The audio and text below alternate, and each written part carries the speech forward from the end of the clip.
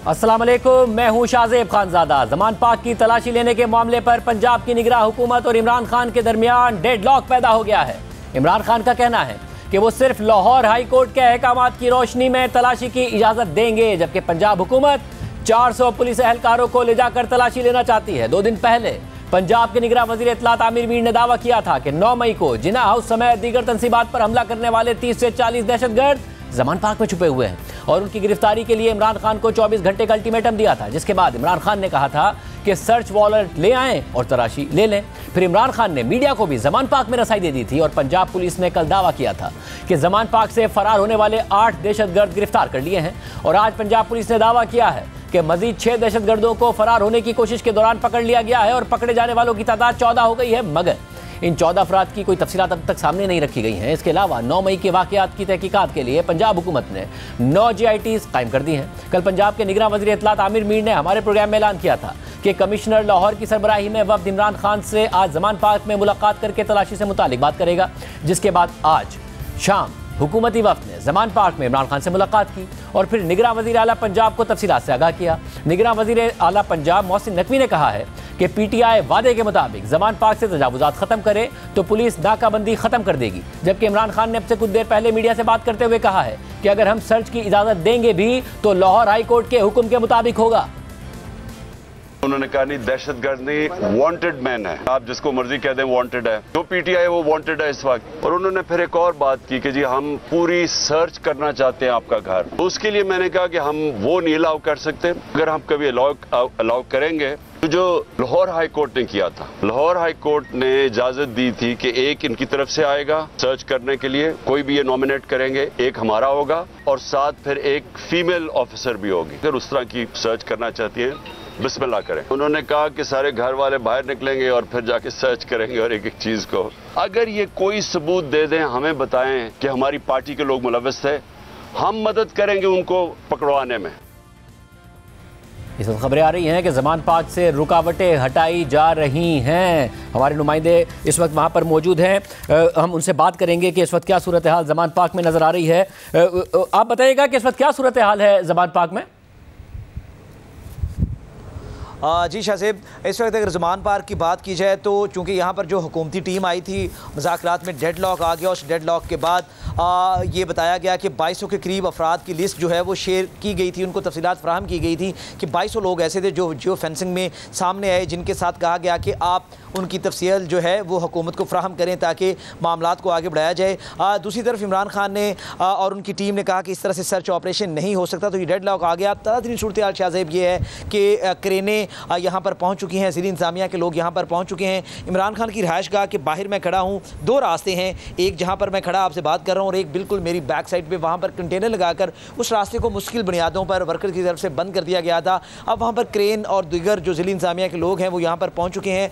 कहा यह जा रहा है ज़िली इंतज़ामिया की तरफ से कि वो आज रात इस जगह को मुकम्मल तौर पर क्लियर करेंगे, चूँकि निगरान ज़िला पंजाब मोहसिन नकवी की तरफ से ये कहा गया था कि वादे के मुताबिक अगर PTI इन रुकावटों को दूर करेगी तो वो कॉर्डन ऑफ एरियाज़ को छोड़ देंगे, चूँकि जमान पार्क आने और जाने वाले तमाम रास्ते शाह से बंद हैं, तो इसलिए लोगों को सख्त मुश्किलात का सामना है। जो जमान पार्क की रिहायशी हैं अब वो यहाँ से बाहर निकल नहीं सकते और अगर वो निकल जाएँ तो वो अंदर नहीं आ सकते, चूँकि कोई मोटरसाइकिल, गाड़ी, किसी भी चीज़ को यहाँ पर आने की इजाज़त नहीं है स्वाय मीडिया के नुमाइंदों के। तो इस वक्त जमान पार्क के बाहर इमरान खान की रिहाइशगाह के दूसरे गेट की तरफ जो है वो ऑपरेशन शुरू हो चुका है। पहले मरहले में उन कंटेनर्स को साइड पे किया जाएगा और दूसरे मरहले में इस जो ग्रीन लैंड थी इस पर खैमे सारे बना दिए गए थे और वो खैमे मजबूत थे, लोहे की चादरें लगाकर उनको मुश्किल बुनियादों पर यहाँ पर बनाया गया था और पूरे पंजाब भर से और मुख्तलिफ जो अजला से मुल्क भर से लोग आते थे, उन्होंने अपने अपने खैमों को नाम दिए हुए थे। अब दूसरे मरहले में उन खैमों को यहाँ से उखाड़ा जाएगा और उन खैमों को क्लियर किया जाएगा ताकि इन रास्तों को क्लियर करें। तीसरे मरहले के बाद शाहजेब जितने भी जो कार्डन ऑफ एरियाज़ होंगे उन एरियाज़ को खोला जाएगा और यहाँ पर जो आम आवाम है, पब्लिक है, उसकी आमदोरफ्त को यकीनी बनाया जाएगा।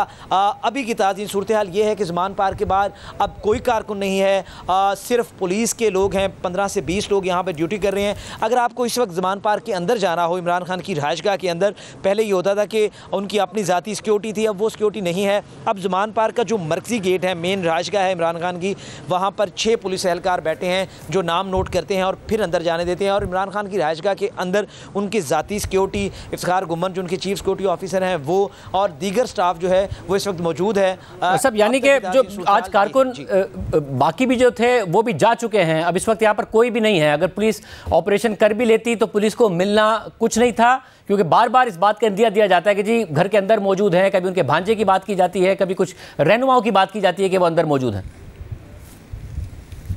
अच्छा से बिल्कुल ऐसा ही है। हुकूमत ये चाह रही है कि जो 2200 लोगों की तफसीलात उन्होंने शेयर की हैं पाकिस्तान तहरीक इंसाफ के चेयरमैन इमरान खान और उनकी टीम के साथ, उन लोगों का जियो फेंसिंग में जो सामने आया है किरदार, जनाह हाउस और दीगर हमलों में, वो कह रहे हैं कि आप उनकी तफसीलात से हमें आगाह करें और हमें बताएं कि वो लोग अब कहाँ पे हैं। असल में शाहजेब मसला ये नहीं है कि अल्टीमेटम 24 घंटे गुजर गए तो उन लोगों को यहाँ से प्रोड्यूस करना था। इस अल्टीमेटम से पहले ही बहुत सारे जो कारकुन थे, वर्कर्स थे, वो यहाँ से जा चुके थे।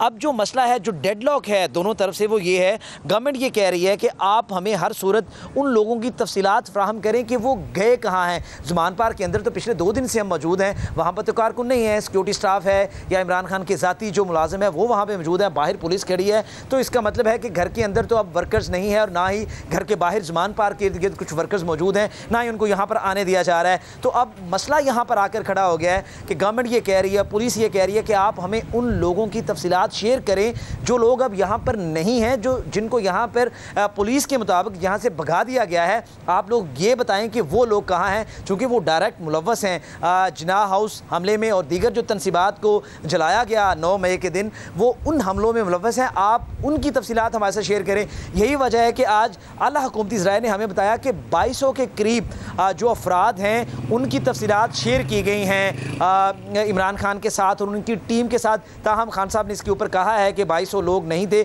लेकिन हुकूमती आला हुकूमती अहदेदार जो हैं उनका ये कहना है कि उन्होंने ये तफसीलात कहा है कि 2200 के करीब लोग हैं, उनकी तफसील हमें बताएं। जो जब जा रहे थे मर्जी कायदीन थे उनके साथ, जब मुख्तलिफ के कारकुन जा रहे थे जो खेमों वगैरह में होते थे, आपकी उनसे बात हुई, उन्होंने बताया वो क्यों जा रहे हैं?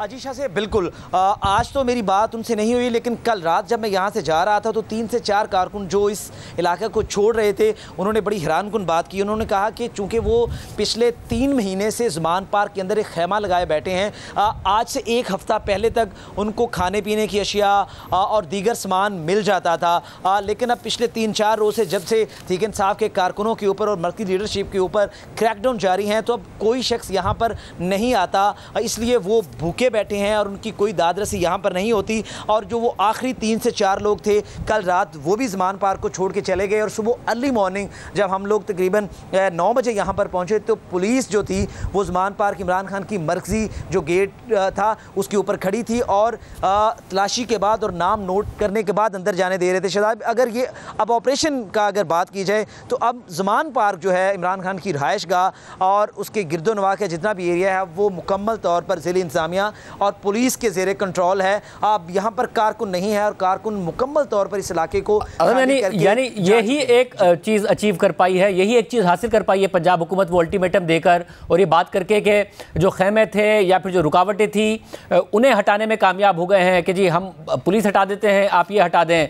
अब यहाँ पर ना कोई कारकुन है ना कोई रुकावटें मौजूद हैं, इसमें सिर्फ कामयाब हो सकें। बाकी जो दावे किए गए थे 30-40 दहशतगर्द और अंदर मौजूद हैं, उसके लिए कोई ऑपरेशन होगा या फिर इमरान खान साहब से, क्योंकि कल इजाज़त की बात की गई थी, इजाज़त मिल जाएगी या कुछ होगा, उसका कोई इम्कान अब नहीं नज़र आ रहा है। अच्छा से बिल्कुल उसका इम्कान कुछ भी नज़र नहीं आ रहा। देखिए आज जो हुकूमती मुज़ाकराती 4 रुकनी टीम जब यहाँ पर पहुँची, मोहम्मद अली रंधावा हैं कमिश्नर लाहौर, हमने उनसे कोशिश की कि वो हमें जाते हुए कुछ बताएं कि उनकी बात क्या हुई था। हम बाद में वो डिटेल्स हमारे तक पहुँच गई। असल में दोनों तरफ से डेडलॉक अब पैदा हो चुका है। इमरान खान साहब ये नहीं चाहते कि उनके घर की मुकम्मल तलाशी ली जाए। वो कहते हैं कि ये तलाशी उसी वक्त मुमकिन है जब हाई कोर्ट के ऊपर कल उनके वकला फ़ाइल करेंगे, हाई कोर्ट के डिसीजन के बाद वो अलाउ करेंगे कि वो लोग अंदर आएँ। दूसरी तरफ जो हुकूमत है, हुकूमत यही चाह रही थी कि वो ऑपरेशन करें और अंदर जाके 200-300 लोगों के साथ। देखिए शाह साहब मसला ये है कि जो अंदर तलाशी होगी वो ये तो नहीं होगी कि उन्होंने अंदर जाके देखना है कि बेडरूम में कौन छुपा है। तलाशी का मकसद ये होगा कि जो CCTVs के अंदर जो फुटेजेस होगी उसको हासिल करना है, जो मोबाइल तक एक्सेस करनी है, जो अंदर लोग हैं उन तक एक्सेस करनी है। चूँकि गवर्नमेंट ये कहती है कि इनके पास जो मोबाइल है, जो 30 से 40 लोग जो जियो फेंसिंग में क्लियर हुए हैं, उन लोगों के राब्ते आला लीडर्स के साथ थे ज़मान पार्क के अंदर। तो अब जो एक्सेस की बात है वो ये है कि हमने वो डेटा हासिल करना है, हमें उन मोबाइल फ़ोन्स तक रसाई चाहिए, CCTVs तक रसाई चाहिए। इसलिए कहा जा रहा है कि जब तलाशी होगी, जो आज TORs तय होने थे, उसमें हुकूमती टीम ने यह कहा कि आप लोग घर से बाहर रहेंगे लॉन के अंदर। इसके दौरान जो पुलिस होगी और जो लेडीज़ पुलिस एहलकार होंगी वो अंदर होंगी और मीडिया के कुछ नुमाइंदे साथ होंगे। इस दौरान हम इस घर का मुकम्मल सर्च ऑपरेशन करेंगे और जो CCTVs वीडियोस हैं, फुटेजेस हैं, उन तक रसाई और हर उस चीज़ तक रसाई हासिल करनी है जो खान साहब के घर के अंदर है। तो यहीं से आके डेडलॉक पैदा हुआ। ये इस चीज़ पे इमरान खान नहीं माने, तो यही वजह है कि अब दोनों तरफ किया था रईस अंसारी साहब ने भी, यही है रईस अंसारी साहब ने भी कि कोई 9 JITs बना दी हैं। तो ये मामला कोई तहकीकात का आगे बढ़ा भी है या सिर्फ गिरफ्तारी की ख्वाहिश? रईस अंसारी साहब हमारे साथ मौजूद हैं। अंसारी साहब, कुछ मामला आगे बढ़ भी रहे हैं या बस एक गिरफ्तारी की ख्वाहिश थी या फिर कुछ ऐसा साबित करने की ख्वाहिश थी, ऑपरेशन करने की ख्वाहिश थी जो पूरी नहीं हुई है, या हुकूमत यही चाहती थी जो सफाया हो गया है कि जी कारकुन चले जाएं, खेमे हट जाएं, रुकावटें हट जाएं? क्या एग्जैक्टली हासिल कर पाई है हुकूमत? देखिए जी, बिल्कुल नॉर्मली इस वक्त 10 JIT बना दी गई हैं और होम डिपार्टमेंट पंजाब ने ये JIT बनाई है। इसमें जो मेन JIT मुख्तलिफ जो FIRs हैं, जो थाना सर्वर रोड जिसको वो जिना हाउस लगता है, उसकी जो FIR है वो DIG इन्वेस्टिगेशन लाहौर कामरान आदिल उसकी हेड है। इसी तरह कुछ गुलबर्ग की FIRs हैं, कुछ मॉडल टाउन की FIRs हैं। मुख्तलिफ FIRs के लिए मुख्तलिफ JITs बनाई गई हैं और उसमें जिस तरह आम JIT बनती है जिसमें इन्वेस्टिगेशन के साथ साथ वो इस बात का जायजा भी लेती है कि इसके मुहर्रकात क्या थे, पूरी उसको जांचती है। उसमें MI या ISI का कोई या IB के जो है वो कोई शामिल नहीं किया गया। उसमें सारे पुलिस ऑफिसर्स हैं और उसमें जो कोई SSP की सरबराही में है, कोई SP की सरबराही में और साथ कंसर्न जो कोई SHO या इन्वेस्टिगेशन का हेड है वो है। लेकिन अभी तक जो है सिर्फ गिरफ्तारी तक ही महदूद है और वो जो इस वक्त जांच रहे हैं, जहाँ हमें कुछ इतलात मिली है, जिस तरह हमारे कुछ जर्नलिस्ट भी पकड़े गए जो वहाँ ड्यूटी पर थे, वो उन्होंने वहाँ कुछ तस्वीर के जरिए पकड़ा है, कुछ फुटेज देखी है, लेकिन जियो फेंसिंग के जरिए उन्होंने मोबाइल के जरिए जो उनका मोबाइल वहाँ था वो पकड़ा है। शाहजेब साहब, आपको मैं एक अहम बात बता दूं कि जब ये मॉब आया और जो हमारी इतलात है उस मॉब के दौरान कोई तकरीबन 70-80 गाड़ियां थी जो वहाँ फंस गई, तो उनकी लोकेशन भी वहीं आ रही है क्योंकि उन्होंने जियो फेंसिंग के जरिए जो नंबर लिए हैं उसमें उनके नंबर वहीं आ रहे हैं और उनके घरों में पुलिस जा रही है। तो उनका कहना है भाई हम तो उस वक्त फंस गए थे, हम क्या करते, ना इधर जाने के रहे ना उधर जाने के रहे, दरमियान में फंस गए। लेकिन जो इस वक्त जो है SSP इन्वेस्टिगेशन ने भी कहा कि इस बात का जायजा लिया जा रहा है कि जो उसके अंदर गए थे, अपना कोर कमांडर हाउस के अंदर गए थे, उनके लिए जो है हो सकता है कि इस पे आर्मी एक्ट लगे, जो बाहर है उनके लिए हो सकता है कि दूसरा मामला हो। लेकिन जो मामला था अब तक नजर आ रहा है, जिस तरह आपने अभी कहा कि हमें तो ज़मान पर क्लियर होना था वो हो गया। अभी जो निगरान वज़ीर आला है उनका हुक्म भी आया था कि जो ये रुकावटें हट जाए तो हम सड़कें खोल देंगे। जहाँ तक बात करने के लिए इमरान खान ने ये कहा कि मेरे पास जो टीम आई थी उन्होंने 8-9 नाम दिए हैं, हो सकता है उस 8-9 नाम में उनके जो करीबी रिश्तेदार हैं। बहुत शुक्रिया अंसारी साहब हमारे साथ मौजूद थे, इस हवाले से अहम तफसीलात दे रहे थे। एक सवाल पैदा हो रहा है, क्या इमरान खान साहब वाकई उनकी अपनी जमात के दावे के मुताबिक पाकिस्तान की तारीख के सबसे बड़े एंटी एस्टेब्लिशमेंट सियासतदान हो गए हैं? हकाइक हैं जो हम आपके सामने रखेंगे एक छोटे से ब्रेक के बाद। पाकिस्तान की तारीख में मुतादिद सियासतदान फ़ौज की हिमायत से इक़्तिदार में आए और फिर उन सियासतदानों की सियासी ज़िंदगी में एक ऐसा वक्त भी आया कि वो फ़ौज की सियासत में मुदाखलत के ख़िलाफ़ हो गए। फ़ौज और एजेंसियों की मुदाखलत पर सख्त तनकीद भी की, जेलें भी भुगती और अब इमरान खान भी फ़ौज और एजेंसियों की सियासत में मुदाखलत के खिलाफ बात कर रहे हैं, फ़ौज और ISI के एहतसाब की बात कर रहे हैं। उनकी जमात इमरान खान के एंटी इस्टेब्लिशमेंट होने और इस्टेब्लिशमेंट के खिलाफ पाकिस्तान की तारीख में सबसे बड़ा चैलेंज बनने की दावेदार है। मगर सवाल यह है कि क्या इमरान खान वाकई एक जमहूरियत पसंद सियासतदान बन गए हैं जो फ़ौज और एजेंसियों की सियासत में मुदाखलत ख़त्म कर देंगे, जमहूरियत की बालादस्ती कायम कर देंगे? क्योंकि इमरान खान के अपने बयानात से ये सवाल उठता है कि क्या वो एंटी इस्टेब्लिशमेंट हो गए हैं और उनकी तहरीक का मकसद इस्टेब्लिशमेंट के सामने खड़े होना है या उसे मजबूर करके माजी की तरह अपने साथ मिलाना है? और ख़ुद इमरान खान के सपोर्टर्स ये भी फैसला नहीं कर पा रहे हैं कि इमरान खान ने अब सेम पेज डॉक्ट्राइन को फाड़ कर जला दिया है या वो किसी भी तरह उसे दोबारा जोड़ना चाहते हैं और वो सिर्फ अपने हक में इस्टेब्लिशमेंट की मुदाखलत चाहते हैं। क्योंकि गुज़िश्ता 1 साल से इमरान खान ने मुसलसल इस्टेब्लिशमेंट के किरदार पर सवाल उठाए, नए आर्मी चीफ की तैनाती को मुतनाज़ बनाया और उनकी तैनाती को रोकने के लिए सड़कों पर आए और जब कुछ ना बना तो साबिक आर्मी चीफ जनरल बाजवा को ही एक और तौसीह देने की तजवीज़ दे दी। और अब गुज़िश्ता कई दिनों से इमरान खान मुसलसल मौजूदा आर्मी चीफ पर बराह रास्त तनकीद कर रहे हैं और अपनी गिरफ्तारी के बाद अपने कारकुनों की तरफ से फौजी तनसीबात पर हमले का इल्ज़ाम भी उन्होंने एजेंसियों और आर्मी चीफ पर ही लगा दिया है। गुज़िश्ता दिनों भी इमरान खान ने फिर से अपना इल्ज़ाम दोहराया कि कोर कमांडर के घर पर हमला एजेंसीज ने करवाया और फिर कल ये भी कह दिया कि मुझे समझ नहीं आती कि फौज की जानिब से इतना गुस्सा क्यों है। इनको तो छोड़ देना पीडीएम को, ये तो इनकी तो हैसियत ही नहीं है। मेरी उनसे कोई लड़ाई नहीं है, गुस्सा उस तरफ से है, वो मुझे अभी तक नहीं पता क्यों। ये आप यकीन करें कि मुझे नहीं पता क्यों, क्योंकि मेरी उस तरफ कोई लड़ाई नहीं है। इमरान खान का दावा है कि उन्हें फौज के गुस्से की समझ नहीं आ रही है, मेरी उनकी तरफ कोई लड़ाई नहीं है। मगर यह सिलसिला तो 1 साल से भी ज़्यादा अरसे से चल रहा है, क्योंकि जब अपोजिशन पिछले साल तहरीक अदम एतमाद लेके आई तो अपनी हुकूमत ना बचाने पर इमरान खान ने साबिक आर्मी चीफ जनरल बाजवा को अचानक न्यूट्रल हो जाने पर जानवर का ताना दे दिया। फिर मीर सादिक और मीर जाफर कहते रहे, मगर बाद में खुद तस्लीम भी किया कि उन्होंने तहरीक अदम एतमाद के दौरान जनरल बाजवा की हिमायत हासिल करने के लिए उन्हें तौसी की पेशकश भी की थी। सिर्फ यही नहीं, जब नए आर्मी चीफ की तैनाती हो रही थी तो उस पर भी इमरान खान ने तनाज़ा खड़ा कर दिया और उनकी तैनाती रोकने के लिए जनरल बाजवा को एक और शॉर्ट टर्म तौसी देने का मुतालबा कर दिया ताकि जनरल आसिम मुनीर रिटायर हो जाएं। और फिर खुद आज़ाद जम्मू कश्मीर के साबिक वज़ीर आज़म और तहरीक इंसाफ के इस वक्त नाराज़ रहनुमा तनवीर इलियास ने बयान दिया कि आर्मी चीफ की तैनाती से 2 दिन पहले तहरीक इंसाफ का लॉन्ग मार्च इसी साजिश की कड़ी था। हमने इमरान खान से कहा कि आज़ाद कश्मीर में बल्दियाती इंतखाबात हो रहे हैं, मार्च 2 दिन आगे कर दें। इमरान खान ने कहा कि जनरल आसिम मुनीर को आर्मी चीफ बनने से रोकना है। इसके अलावा उन्होंने पिछले साल सहाफ़ियों से मुलाकात में भी जनरल आसिम मुनीर की बतौर आर्मी चीफ मुमकिन तैनाती की मुखालफत की थी और इससे पहले आर्मी चीफ की तैनाती रोकने के लिए खुद इमरान खान ने यह बयान दिया था और बयानिया बनाया था कि लंदन में बैठा मफरूर मुजरिम कैसे मुल्क का आर्मी चीफ तैनात कर सकता है। नवाज शरीफ वहां से बैठ के फैसले की तैयारी कर रहा है कि पाकिस्तान का अगला आर्मी का चीफ कौन बनेगा। वो आदमी जो मफरूर है, सजा याफ्ता है, जिसके अरबों रुपया बाहर पड़ा है। मगर फिर बाद में उसी मफरूर नवाज शरीफ की तारीफ भी कर दी कि उन्होंने जनरल बाजवा को एक्सटेंशन ना देकर बड़ा अच्छा किया। मगर फिर कुछ दिन बाद नए आर्मी चीफ को लंदन प्लान का हिस्सा करार देकर इल्ज़ाम लगा दिया कि वो नवाज शरीफ से किए गए वादे पूरे कर रहे हैं और फिर नए आर्मी चीफ पर बार बार इल्ज़ामात लगा रहे हैं। It's one man, the army chief. There's no democracy in the army. The army is getting maligned by what is happening right now. And sadly, the events that happened when I was inside, I only found out afterwards. Because army is getting maligned because of one man. गिरफ्तारी से पहले भी इमरान खान ये बयानिया बनाते रहे और जब वो गिरफ्तार हुए तो उनके कारकुनान ने मुल्क के मुख्तलिफ इलाकों में फौजी तनसीबात पर हमले किए और फिर फौज और हुकूमत ने सख्त एक्शन लेने का ऐलान किया तो इमरान खान ने यह इल्ज़ाम आयद कर दिया कि ये सब तो एजेंसीज ने करवाया है, जिसके बाद इमरान खान के करीबी साथी भी इन इकदामात की ओनरशिप लेने से पीछे हट गए। पार्टी के अंदर के से इस हवाले से इख्तलाफात पैदा हो गए, कुछ लोगों ने पार्टी छोड़ दी और कुछ ने खामोशी इख्तियार कर ली। खुद सदर आरिफ अलवी जो इमरान खान के साथ हर मामले पर खड़े रहे हैं, वो इमरान खान के इल्ज़ामात की तायद करने के लिए तैयार नहीं है, मगर इमरान खान अकेले ये इल्ज़ामात दोहरा रहे हैं और सवाल कर रहे हैं कि मेरी तरफ से तो कोई मसला नहीं है, फ़ौज की तरफ से गुस्सा है और मुझे पता नहीं कि यह गुस्सा क्यों है। मगर सवाल यह है कि क्या इमरान खान मुकम्मल तौर पर सिविलियन बालादस्ती पर यकीन रखते हैं और इस पर कोई समझौता नहीं करेंगे, या उनका मकसद सिर्फ इक़्तिदार हासिल करना है और जिसके हुसूल के लिए वो हर जायज़ नाजायज़ तरीक़े और इल्ज़ाम का सहारा लेने के लिए तैयार है।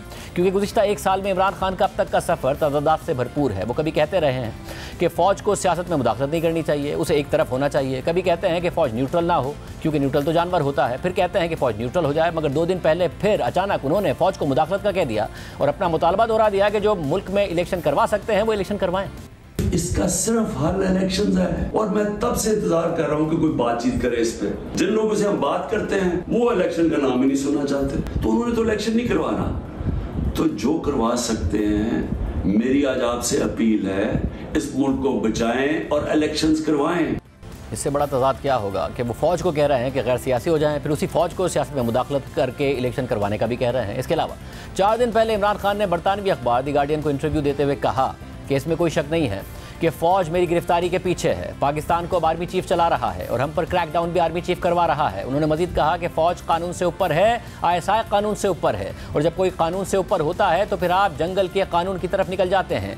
ये यानी फ़ौज लोगों को उठा सकती है, उन्हें अपनी तहवील में रख सकती है, लोगों को गुमशुदा कर सकती है, ये जजेस पर असरअंदाज होते हैं, मीडिया को दबाते हैं। इस इदारे के लिए कोई एहतसाब नहीं है, ये जमहूरी नहीं है।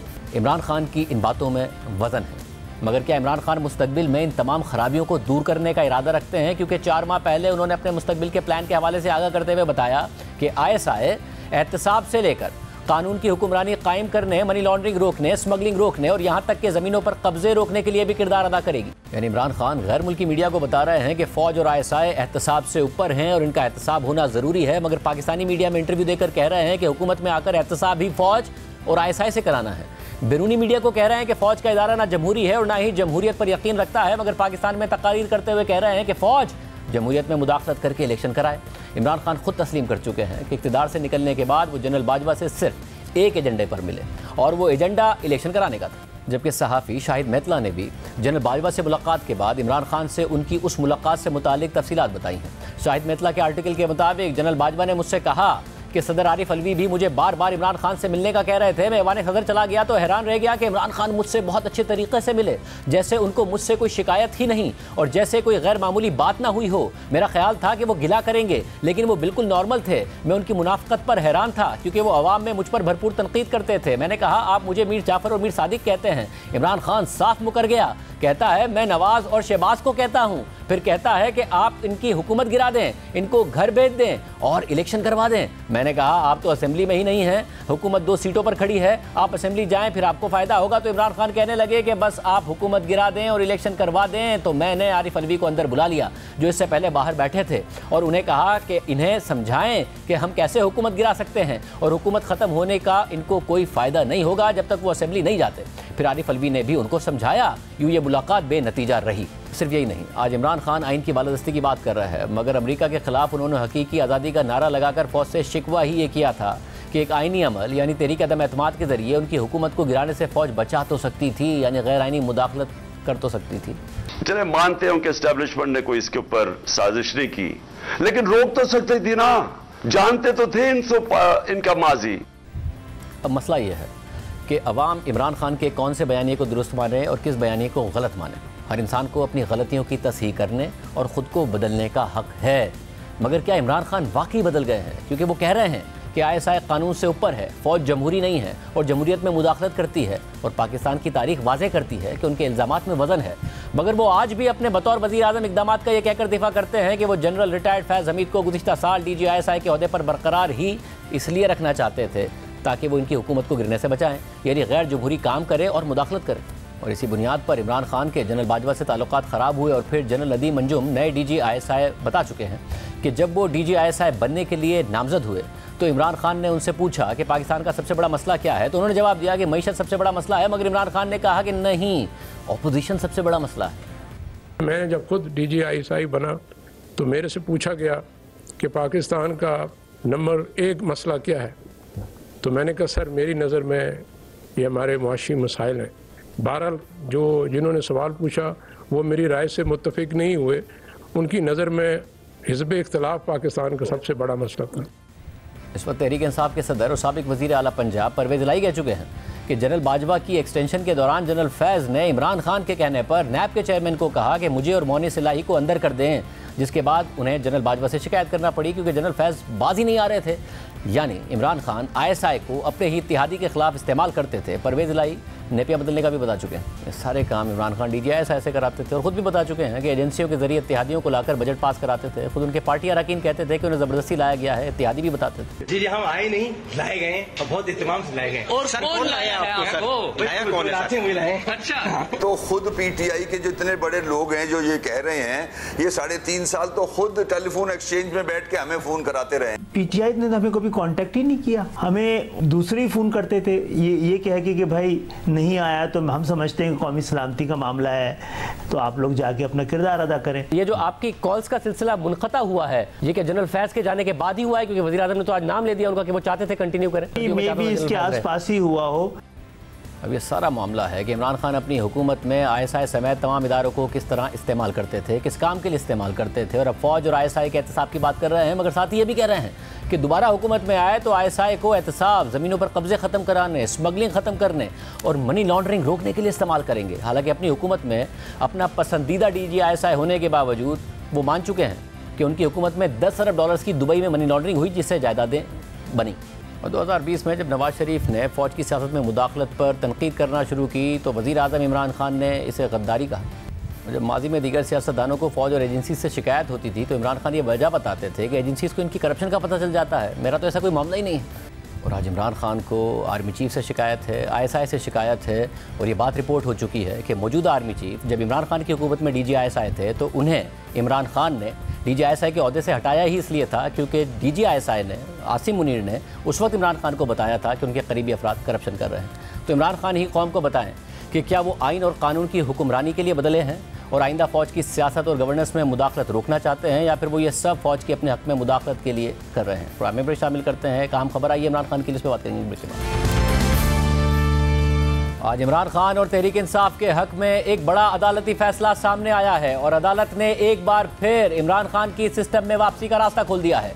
लाहौर हाई कोर्ट ने तहरीक इंसाफ के 72 अराकीन के लिए कौमी असम्बली में वापसी की राह हमवार कर दी है। आज लाहौर हाई कोर्ट के जस्टिस शाहिद करीम ने PTI के 72 अराकीन कौमी असम्बली के इस्तीफों की मंजूरी के खिलाफ दरख्वास्तों पर फैसला सुनाया और हुक्म दिया कि स्पीकर और इलेक्शन कमीशन की जानिब से तहरीक इंसाफ के अराकीन के इस्तीफों की मंजूरी का नोटिफिकेशन कलअदम करार दिया जाता है। इसके अलावा अदालत ने इन तमाम अराकीन को अपने इस्तीफे वापस लेने के लिए कौमी असम्बली के स्पीकर के सामने पेश होने की हिदायत कर दी है और स्पीकर को हिदायत की है कि वो तमाम मेंबरान को दोबारा सुनकर फैसला करें। लाहौर हाई कोर्ट के इस फैसले के बाद शाह महमूद कुरैशी, फवाद चौधरी, हम्माद अजहर, शफकत महमूद, रियाज फतियाना समेत पंजाब से ताल्लुक रखने वाले PTI के कई अहम रहनुमाओं की कौमी असम्बली में वापसी की राह हमवार हो गई है।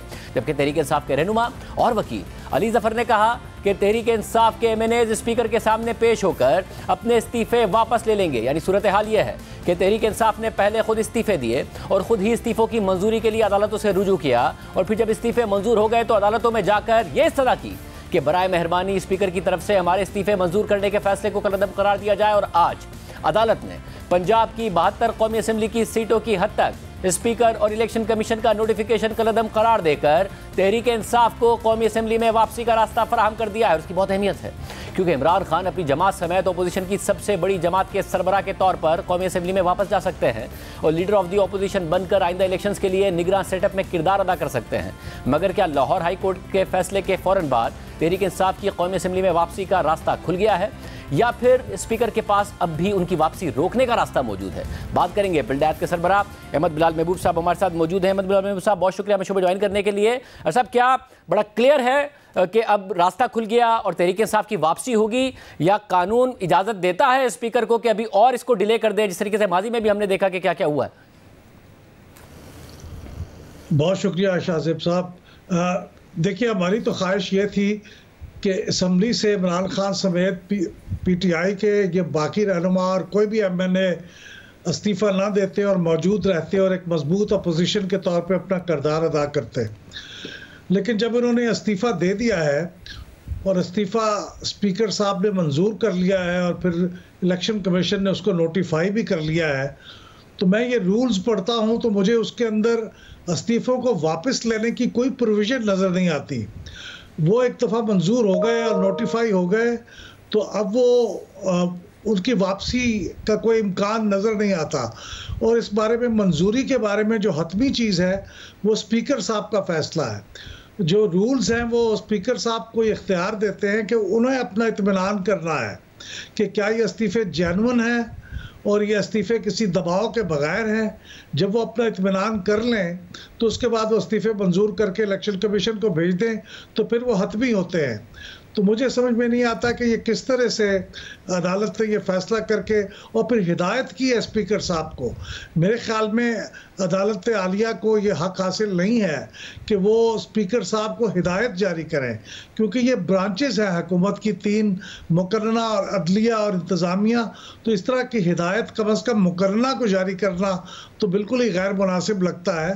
वो उनकी तरफ रेफ़र बैक कर सकते थे और वो रेफ़र बैक अगर उन्होंने किया है तो हतमी मेरे ख्याल में फ़ैसला ये स्पीकर साहब का ही होगा कि क्या वो उसको अपने फ़ैसले को नज़रसानी करना चाहते हैं, और अगर नहीं करना चाहते तो उनका फ़ैसला आखिरी है। मैं नहीं समझता कि उसमें कानूनी तौर पे या एक और नया एक दोनों के दरमियान जो कन्फ्रंटेशन है, दोनों इदारों के दरमियान जो कौमी असम्बली और सुप्रीम कोर्ट के दरमियान चल रही है, वो अब मेरे ख्याल में उसी का एक एक्सटेंशन होगा कि हाई कोर्ट और कौमी असम्बली के दरमियान भी ये मज़ीद पोलराइजेशन बढ़ेगी। क्या अदालत के ज़ाहिर जब अहकामात आते हैं, फिर अहकामात पर जब अमल नहीं होता तो अदालत कंटेम्प्ट ऑफ कोर्ट के लिए भी आगे बढ़ सकती है? मगर ज़ाहिर है यहाँ पर स्पीकर का मामला, आप कह रहे हैं इसका कोई इम्कान नहीं है कि स्पीकर के खिलाफ अदालत आगे बढ़े अगर उनके अहकामात पर अमल नहीं होता?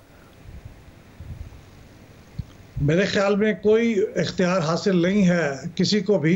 ये इदारों की खुद मुख्तारी का मामला है। पहले भी बहुत ख़राबी हुई है जब हम इदारों के अंदर एनक्रोच करते हैं। ये इदारा दूसरे इदारे में जाके किस तरह से फैसला कर सकता है, जबकि उसके रूल्स, कॉन्स्टिट्यूशन, कवानीन, ये सारे इस बात को गारंटी करते हैं कि ये ऑटोनॉमी है कौमी असम्बली को और उसके स्पीकर को, और उसके स्पीकर को सवाबदीद हासिल है। तो ऐसे में अगर आप मुदाखलत करेंगे, अभी तो खैर अगर चाहे तो कौमी असम्बली के पास एक अपील का रास्ता भी मौजूद है कि वो सुप्रीम कोर्ट के अंदर अपील करे। शायद वो ना करे मौजूदा जो हालात है उसके अंदर, लेकिन ये स्पीकर साहब की जो मेरी दानिश में फ़ैसला है वो आखिरी फ़ैसला है और अदालत को उसके अंदर मुदाखलत करने का हक नहीं है। जहाँ तक मैंने सुना है उन्होंने अभी भी ये मामला स्पीकर साहब को रेफ़र किया है, अगरचे अल्फाज इंस्ट्रक्शन के हैं, डायरेक्शन के हैं, लेकिन ये फ़ैसला मेरे ख्याल में आखिरी स्पीकर साहब का ही होगा। बहुत शुक्रिया, गुफ्तगू आपने सुनी। आज के प्रोग्राम में इतना, इजाज़त दीजिए, अल्लाह हाफ़िज़।